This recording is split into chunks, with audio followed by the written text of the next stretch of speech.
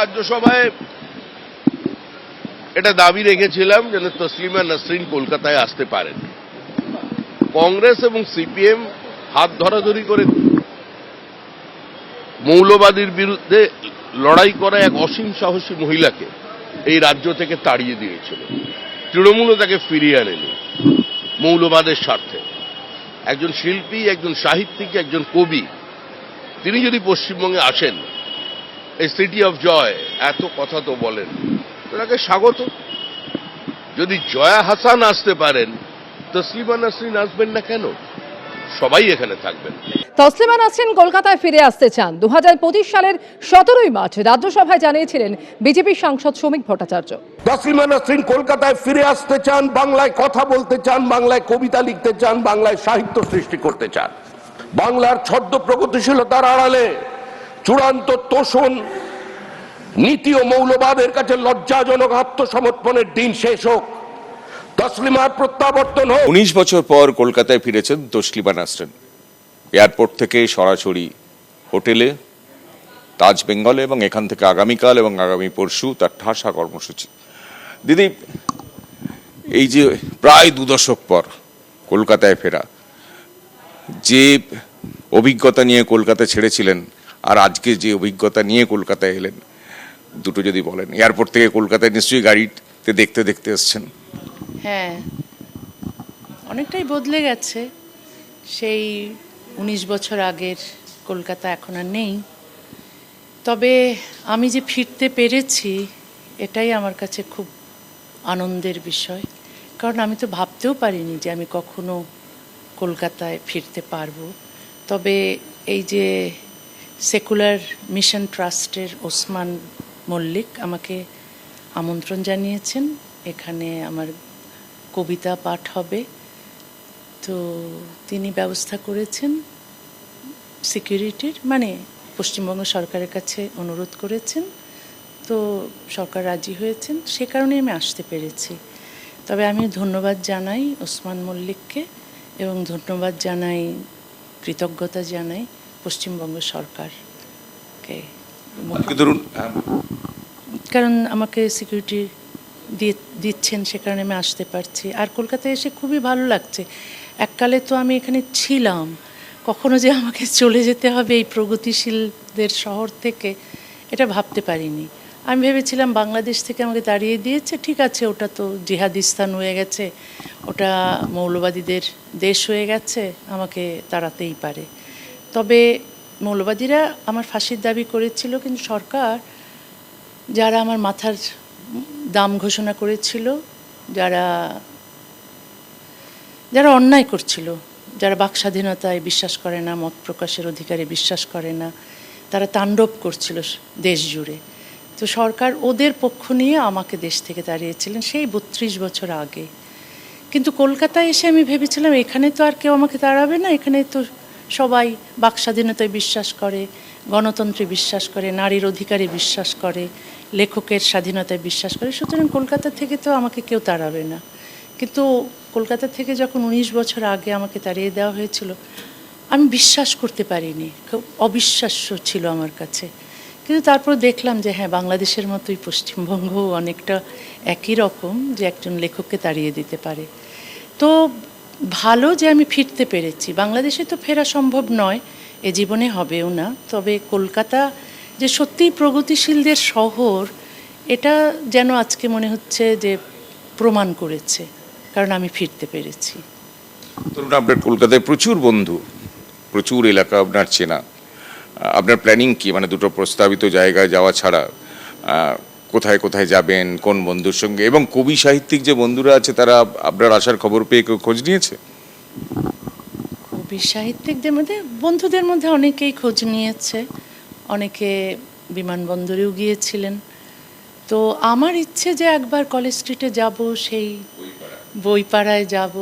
আমার বই তো বের করে বেশ কিছু প্রকাশক, সেখানে যাব। আর যে পুরনো যে বাড়িটায় থাকতাম রডন স্ট্রিটে, যদি সময় হয় আমি একবার দেখতে যাব কেমন আছে সেই বাড়ি, আমার কলকাতার বাড়ি। আর আপনি এই বর্তমান সরকারকে, রাজ্য সরকারকে আপনি ধন্যবাদ জানাচ্ছেন। কিন্তু একটা সরকারের আমলে আপনি এখান থেকে বেরিয়ে যেতে হয়েছিল, আপনার বই নিষিদ্ধ হয়েছিল, দ্বিখণ্ডিত, বেরিয়ে যেতে হয়েছিল। আর একটা সরকারের আমলে আপনাকে আসতে দেওয়া হয়নি, বইমেলায় আপনার উদ্বোধন পর্যন্ত বন্ধ করে দেওয়া হয়েছিল। আবার একটা নতুন সরকার, 3জন মুখ্যমন্ত্রী। সার্বিকভাবে এই পরিবর্তনটা কিভাবে দেখছেন? কালকে অনুষ্ঠানে আপনার স্বয়ং মুখ্যমন্ত্রী উপস্থিত থাকার কথা। তা আমি মুখ্যমন্ত্রীর এই উদারতার জন্য আমি তার প্রতি কৃতজ্ঞ। তিনি উদার বলেই এবং বাক স্বাধীনতায় বিশ্বাস করেন বলেই আমাকে নিরাপত্তার ব্যবস্থা করেছেন এবং আমার অনুষ্ঠানে আসবেন। তার প্রতি আমি খুবই কৃতজ্ঞ। আগে দুটো ধর্মনিরপেক্ষ দল ছিল, তাদের ক্ষেত্রে তো আরো প্রত্যাশিত ছিল। হ্যাঁ, প্রত্যাশিত ছিল, অনেক সময় তো প্রত্যাশা পূরণ হয় না, তবে হয়েছে। এখন আমি খুশি, খুবই আনন্দিত।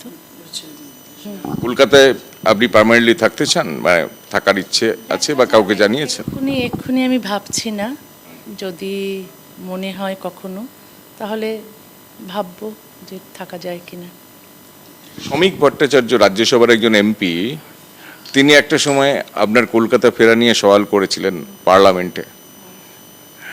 তারপর 1 বছর কাটলো প্রায়, আপনাকে কলকাতায় দেখা যাচ্ছে, কলকাতায় থাকবেন কদিন, কলকাতায় সাহিত্য পাঠ করবেন, বন্ধু বান্ধবদের সঙ্গে মিশবেন। এই বৃত্তটা কিভাবে সম্পন্ন হলো? আসলে শ্রমিক ভট্টাচার্য বলেছিলেন, তাকে আমি অনেক ধন্যবাদ জানাই, তিনি আমার কথা ভেবেছেন। তবে ওসমান মল্লিক, যে সেকুলার মিশন ট্রাস্টের যে কর্ণধার, উনি আমাকে বহু বছর থেকেই চাইছিলেন যে আমি যেন কলকাতায় ফিরি। তো উনি চেষ্টা করেছেন, আগের সম্ভব হয়নি, এইবার সম্ভব হয়েছে। হ্যাঁ, আমি খুব খুশি। ঠিক আছে, লাস্ট একটাই প্রশ্ন, যে যেদিন কলকাতায় থেকে এয়ারপোর্টে চলে যেতে হয়েছিল আজ থেকে 19 বছর আগে নভেম্বরে আইন শৃঙ্খলার কারণ দেখিয়ে তসলিমা নাসরিনকে সরিয়ে দেওয়া হয়েছিল। সেই তসলিমা নাসরিন যেদিন কলকাতা ছাড়লো প্রায় 1 কাপড়ে, সেদিনের অভিজ্ঞতা আর আজকে এয়ারপোর্ট থেকে যখন তাজ বেঙ্গলে আসছেন আজকের অভিজ্ঞতা, দুটো যদি একটু বলেন।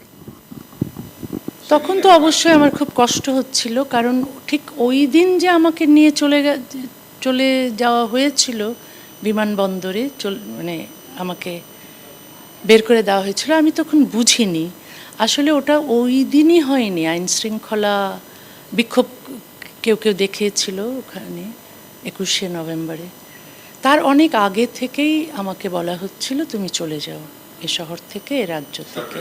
সরকারের তরফ থেকে যখন দ্বিখণ্ডিত বইয়ের ওপর ব্যান উঠিয়ে নিল হাইকোর্ট, সেই 2005 সাল থেকেই কিন্তু আমাকে বলা হচ্ছিল তুমি চলে যাও।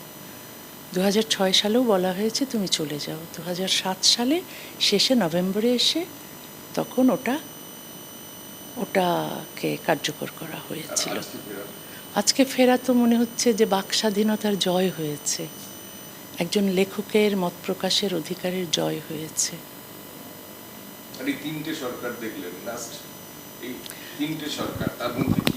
আমি এখন সরকার নিয়ে কথা বলতে চাই না, তবে আমি সবচেয়ে বড় কথা যে আমি খুশি আমি আসতে পেরেছি কলকাতায়, যেন আমি পরেও আসতে পারি। যদি আমাকে নিরাপত্তা দেওয়া হয় তাহলে আমি বারবারই আসব, বইমেলায় আসব এবং বিভিন্ন কবিতার অনুষ্ঠানে আসব। দরজাটা খোলা, মানে বন্ধ ছিল দরজা 19 বছর পর দরজা খুলেছে এবং প্রথম দরজায় কড়া নেড়েছে ওসমান মল্লিক। আমি তাকে আবারও ধন্যবাদ জানাই। এবং তারপর এই সরকার একটা সাহায্য করেছেন, তাই বলে আসতে পেরেছি। এবং আমি যেন আরও আসতে পারি, এবং শুধু আমার জন্য নয়, যেন সমস্ত শিল্পী সাহিত্যিকদের যেন বাক স্বাধীনতা থাকে, যেন কারো যদি অপছন্দ হয় তাদের কথা, তাদের যেন নির্বাসনে না পাঠানো হয়, তাদের যেন কারাগারে নিক্ষেপ না করা হয়, তাদের ওপর যেন অত্যাচার না হয়, সেটাই আমি চাই। আমি শুধু আমার কথা ভাবছি না, আমি একটা মুক্তচিন্তার পরিবেশ চাই, একটা সভ্য সমাজ মানে যেখানে মুক্তচিন্তার পরিবেশ থাকে, মুক্তচিন্তকরা যেন নিরাপদে থাকতে পারে।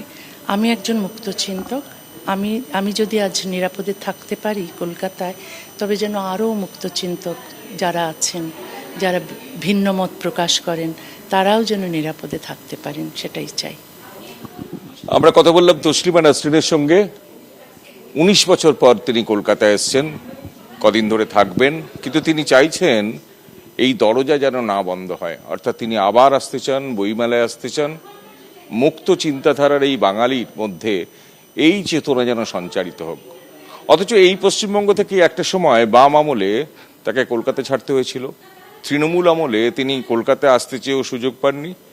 আজকের বিজেপি নতুন পরিবর্তনের সরকার, সেই বিজেপির আমলে তসলিমা নাসরিন কলকাতায় এসছেন, সাহিত্য সভায় যোগ দেবেন, স্বয়ং মুখ্যমন্ত্রী সেখানে থাকতে পারেন। সব মিলিয়ে তসলিমা নাসরিনের এই ঘরে ফেরা কার্যত লজ্জা মুক্তির সামিল।